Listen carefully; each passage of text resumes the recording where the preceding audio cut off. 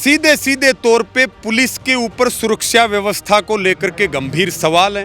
112 वालों ने कहा आ जाएगी 2-4 दिन में, अगले दिन थाने के एसएचओ ने कहा मैरिज की सर्टिफिकेट आ जाएगी। हम ये मानते हैं कि उस समय पुलिस अगर जिम्मेवारी निभाती तो शायद ये बहन बच सकती थी। 5 दिन बीत चुके हैं, 13 तारीख को डेड बॉडी मिली, 17 तारीख होगी, अब तक ना साजिश का खुलासा, ना पुलिस जो है वो अपराधियों तक पहुंच पाई। सस्पेंशन का तो मतलब ये हो घर की बई और काका लिखनियाँ, अटानियाँ भी है लगानियाँ भी है, तड़के हटा देर सांझी लग।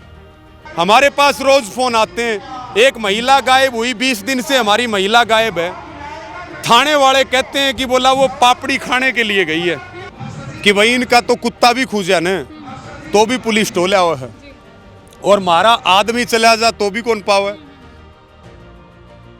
नमस्कार, आप सत्य खबर देख रहे हैं। अभी हमारे साथ मनीषा को न्याय दिलवाने के लिए यहाँ पर किसान नेता रवि आजाद जी मौजूद है, तो आइए बातचीत कर लेते हैं कि इनका क्या मनीषा के साथ जो ऐसी बेरहमी दिखाई गई है, आप क्या कहना चाहेंगे? देखिए, इस लोहारू के क्षेत्र में और जहां तक मुझे याद आता है हरियाणा में, और जब यूपीए की सरकार थी तो एक निर्भया हत्याकांड हुआ था जिसने पूरे देश को झकझोर के रख दिया था। उसके बाद ये जो बहुत निर्मम है और ये दिल दहला देने वाली घटना है, और सीधे सीधे तौर पे पुलिस के ऊपर सुरक्षा व्यवस्था को लेकर के गंभीर सवाल है। जब ये हमारी जो बहन है ये जब गायब हुई तो पुलिस को सूचना दी गई, 112 वालों ने कहा आ जाएगी 2-4 दिन में, अगले दिन थाने के एसएचओ ने कहा मैरिज की सर्टिफिकेट आ जाएगी। ये आक्रोश, ये आंदोलन पुलिस की कार्यप्रणाली के खिलाफ है, ये आंदोलन पुलिस के काम करने के तरीके के खिलाफ है। उसके बाद हम ये मानते हैं कि उस समय पुलिस अगर जिम्मेवारी निभाती तो शायद ये बहन बच सकती थी। उसके बाद 13 तारीख को डेड बॉडी मिली, जिन हालातों में मिली मैं उस पर बात नहीं करूंगा, सब लोगों को पता है। लेकिन करीब करीब आज 4 दिन बीत गए, 5 दिन बीत चुके हैं। 13 तारीख को डेड बॉडी मिली, 17 तारीख होगी, अब तक ना साजिश का खुलासा, ना पुलिस जो है वो अपराधियों तक पहुंच पाई। और पुलिस के हाथ अगर भरे हैं तो हमें पता नहीं है। हमें जिले के कप्तान ने, एसपी ने ये कहा कि 2 किलोमीटर में ही है, अपराधी तो धरने पे ही बैठा है। तो हम कब कह रहे हैं कि भाई धरने पे अगर बैठा है तो आप हमारी कमेटी को बुलाओ, अगर हमारे बीच से कोई है, भले ही रवि आजाद ही क्यों ना हो, तो हम उसके लिए भी उतनी सजा की मांग करेंगे जितनी हम दूसरे के लिए कर रहे हैं। या कोई आपको और हमारी तरफ से सहयोग नहीं मिल रहा हो तो वो बताओ। जैसे उनको पुलिस कर्मियों को जैसे सस्पेंड कर दिया गया तो वो सजा लोग ये मान रहे कि भी कम है, तो आप क्या कहना चाहेंगे इसमें? कम के वो तो किम्मा को नहीं। सस्पेंशन का तो मतलब ये हो घर की बई और काका लिखनियाँ, अटानियाँ भी है लगानियाँ भी है, तड़के हटा देर सांझी लगा ले। आड़े तो मामला है, ये इस क्राइम में सहभागी हैं, इनके खिलाफ FIR होनी चाहिए, इनके खिलाफ मुकदमा लिखना चाहिए, इन लोगों की गिरफ्तारी होनी चाहिए, इनके टर्मिनेशन की कार्रवाई शुरू होनी चाहिए। यहाँ 5 कर्मचारियों की अगर वर्दी खुट्टी के टंगेगी तो हरियाणा के अंदर जो बाकी कर्मचारी हैं पुलिस के और अधिकारी हैं उनको तो ये पता चलेगा ना कि और अब तो जनता को सड़कों पर उतरना पड़ेगा।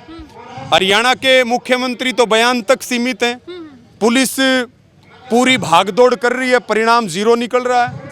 हमारे तो 50 घंटे बाकी बचे हैं। लोगों का आक्रोश इतना है, गुस्सा इतना है, हर देश के हर कोने में, हम अकेले हरियाणा की क्या बात करें, पूरे देश का ये मुद्दा है। तो ये जिम्मेदारी है कि वो दोषी गिरफ्तार करे, भविष्य में ऐसी घटनाएं ना हो उसके लिए क्या व्यवस्था करोगे? SPO से पुलिस चलाई जा रही है, पक्के कर्मचारी नहीं है पुलिस के पास, तो बड़े सवाल हैं सुरक्षा व्यवस्था पे। खुद मुख्यमंत्री इस महकमे के मंत्री हैं, गृह मंत्रालय के। और हरियाणा की जनता को यहाँ से एक मैसेज जरूर है कि कोई भी आदमी हमारी बहन बेटियों के साथ दुर्व्यवहार करेगा, उनके साथ जुल्म ज्यादती करेगा, उनके साथ बर्बरता करेगा, तो लोग उनके सम्मान में सड़कों पे उतरेंगे। वो सिर पे कफन बांध के जान हथेली पर लेकर के भी निकलेंगे। तो ये सरकार की जिम्मेदारी है कि सरकार अपनी जिम्मेदारी को निभाने का काम करे। हम तो ये कहते हैं, हमारे पास रोज फोन आते हैं, एक महिला गायब हुई, 20 दिन से हमारी महिला गायब है। थाने वाले कहते हैं कि बोला वो पापड़ी खाने के लिए गई है। सुबह मैं एक एसएचओ से बात कर रहा था, मैं कहा पापड़ी क्या होती है? बोले जी हमने तो नहीं कहा। मैं बोला मैं रिकॉर्डिंग सुना दूंगा, फिर क्या कहोगे?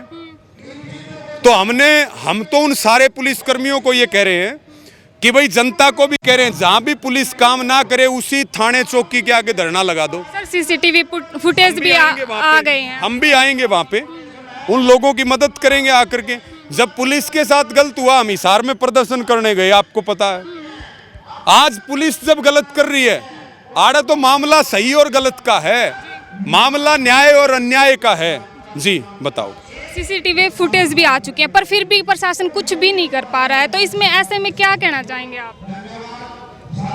सीसीटीवी फुटेज तो वह कोई मार्केट की फुटेज है। हाँ, जिसमें से वो जाती हुई नजर आ रही है, जाती हुई, मुड़ते हुए, खड़े होते हुए नजर आ रही है।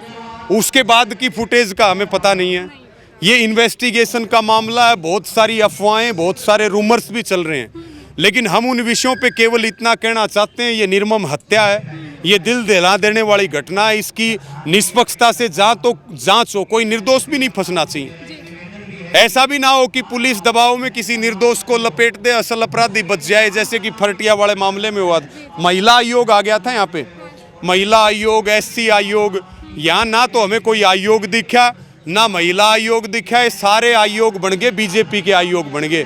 पहले ये जनता के आयोग हुआ करते थे, अब ये सरकार के आयोग बन गए। अब वो महिला आयोग कहीं नहीं है। हाई कोर्ट स्वतः संज्ञान लिया करता था। इंसानियत को शर्मसार करने वाली घटना है। और अपराधी तो कोई भी हो, आप हो, मैं हो, ये हो, अंदर हो, बाहर हो, यहाँ का हो, वहाँ का हो, अपराधी तो अपराधी है। अपराधी को आप, अपराधी की कोई जात थोड़ी होती है, ना उसका कोई गांव होता, ना उसका कोई गुआंढ होता, ना माँ बाप होती, ना कोई उसकी जमात होती, ना जात होती, ना धर्म होता। अपराधी किसी के नहीं होते, वो तो केवल अपराध के होते हैं। तो भाई हम तो हर तरीके से तैयार हैं। मैं सरकार से ये अपील करता हूं, इस मुद्दे को गंभीरता से लें, अन्यथा ऐसा ना हो और सरकार से भी व्यवस्था ना संभले। शांतिप्रिय तरीके से हम इसको चला रहे हैं, चलाएंगे। 50 घंटे के बाद कमेटी अगला फैसला लेगी। माँ बाप जैसे बच्चों को कॉलेज में भेजने के लिए असमंजस में है कि भाई हम भेजें या ना भेजें, तो ऐसे में कड़े कानून, जैसे सरकार ने तो अभी कोई लड़कियों को लेकर ऐसी सुरक्षा के कोई कानून भी नहीं है। नहीं, ये गंभीर मुद्दा है। जिनके बच्चे बाहर पढ़ते हैं या जिनके बच्चे स्कूल, कॉलेज या यूनिवर्सिटी में जाते हैं, तो उनको तो 24 घंटे इस बात का भय रहेगा कि भाई हमारी बेटी या हमारी बहन जो है उसकी सुरक्षा की क्या जिम्मेदारी है। यानी कि कानून ऐसे कड़े हों कि लोग, अपराधियों के दिल में कानून का भय होना चाहिए। मैं तो ये कहता हूं कि कम से कम हत्यारों के खिलाफ, रेपिस्ट के खिलाफ कम से कम फांसी की सजा का प्रावधान होना चाहिए। और 2-4 लोगों को तो फांसी अलग अलग चौक चौराहों में तोड़ देना चाहिए। मैं ये कहता हूं आपको एक भी रेपिस्ट मिल जाए, टॉर्च मार के भी ढूंढ दियो। सर जैसे ये बनाते इसलिए नहीं, ज्यादातर ये जो सरकार में बैठे हुए लोग होते हैं, या तो ये खुद प्यारा परिवार वाला शामिल होता है। सबसे पहली फांसी टूटे तो पॉलिटिकल पार्टियों के नेता ही टूटेंगे।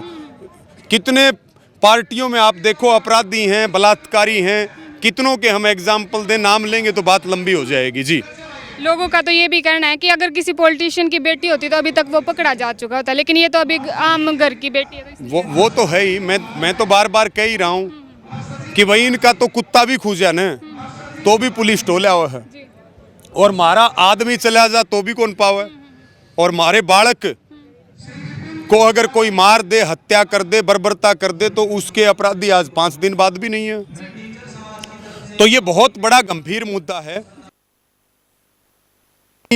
मुख्यमंत्री को आगे आना चाहिए, जिम्मेदारी लेनी चाहिए, जिम्मेदारी समझनी चाहिए, साजिश का खुलासा होना चाहिए। और इसमें सरकार की दूसरी जो मजबूत एजेंसियां हैं, क्राइम ब्रांच और दूसरी जो एजेंसियां हैं, उनको भी इसमें ताकत लगा के लगना चाहिए ताकि जल्दी इस पूरे मामले का खुलासा हो। और लोग बड़ी बेसब्री से इंतजार कर रहे हैं कि ऐसी घटना को किसने अंजाम दिया। सर अगर जो टाइम अभी पुलिस वालों ने दिया है कि भी हम पकड़ के लेके आएंगे, तो अगर वो इस टाइम में नहीं पकड़ के लेके आ सकते तो आपका अगला कदम क्या होगा? अगला कदम यही है, 72 घंटे का अल्टीमेटम दिया था, लगभग 50 घंटे बाकी हैं। कमेटी बैठ करके अगला फैसला करेगी। फैसला जो भी होगा कड़ा होगा, बड़ा होगा और उसकी जिम्मेदारी सरकार की, शासन की, प्रशासन की होगी। थे हमारे साथ रवि आजाद जिन्होंने बताया कि ये जो सारी लापरवाही है ये प्रशासन की है। आपको इसमें किसकी कमी लगती है, आपको इसमें किसकी बड़ी लापरवाही लगती है, हमें कमेंट सेक्शन में जरूर बताइएगा। कैमरामैन दीपक के साथ मैं मुकेश गहलोत, नमस्कार। सत्य खबर, सत्य, सटीक, बेबाक।